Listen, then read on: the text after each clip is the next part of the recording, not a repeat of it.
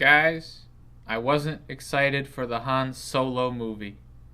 When I heard about it in the preview for all the future Star Wars films, I took it at face value, but when I thought about it, the idea makes no sense. Han is a sleazy guy whose intentions as a con man criminal were blunt and easy to understand.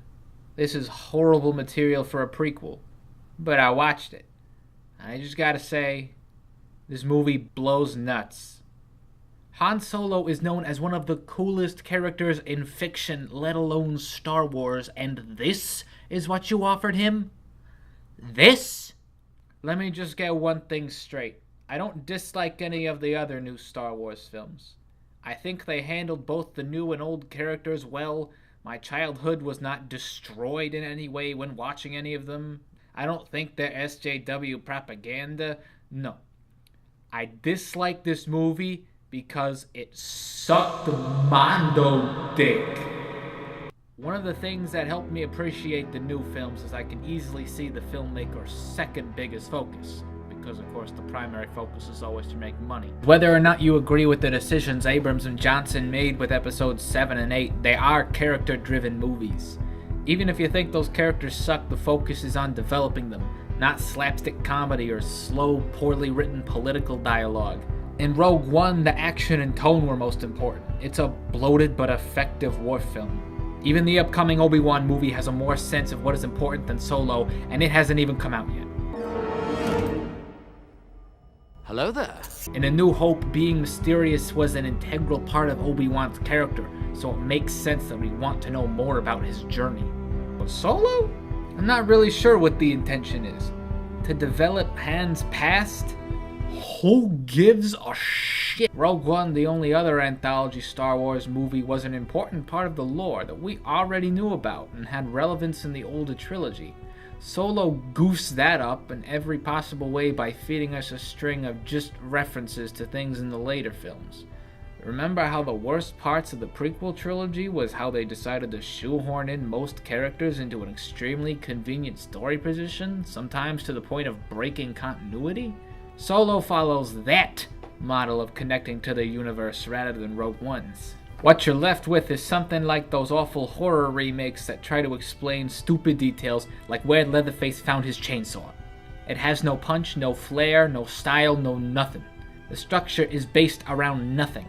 Pacing is given an unhealthy amount of kicks to the balls. When action scenes happen, it feels like they're there strictly out of obligation.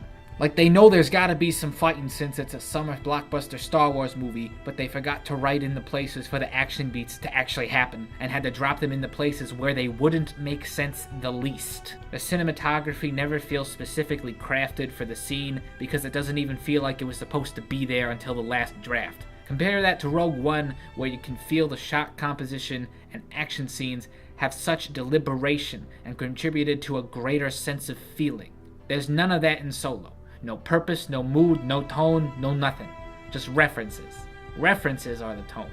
I don't think this guy did a bad job acting as Han Solo, considering some of the other candidates for the job were Miles Teller and Ansel Elgort, but I did not think that he was Han Solo from an aesthetic point of view. The shape of his head isn't even the same as young Harrison Ford's. Maybe if Han Solo was played by Vince Vaughn, I'd believe this guy is a younger version of the character.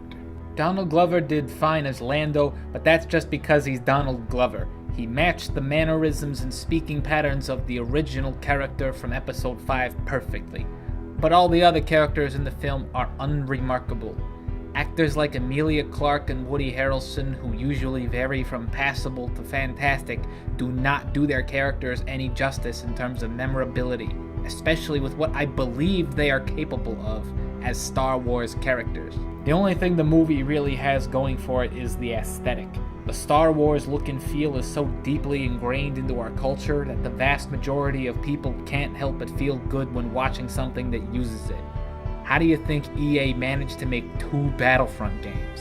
Look, this isn't the worst Star Wars movie by a long shot. It doesn't have nearly the surplus of deal-breaking objective problems any of the 3 prequels have, but I still don't recommend it.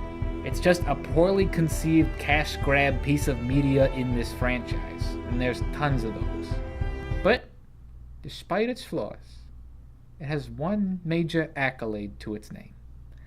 this is definitely in my top 10 Star Wars films. So make of that what you will.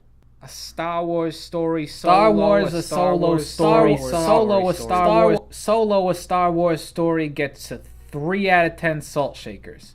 Don't screw up the Obi-Wan one.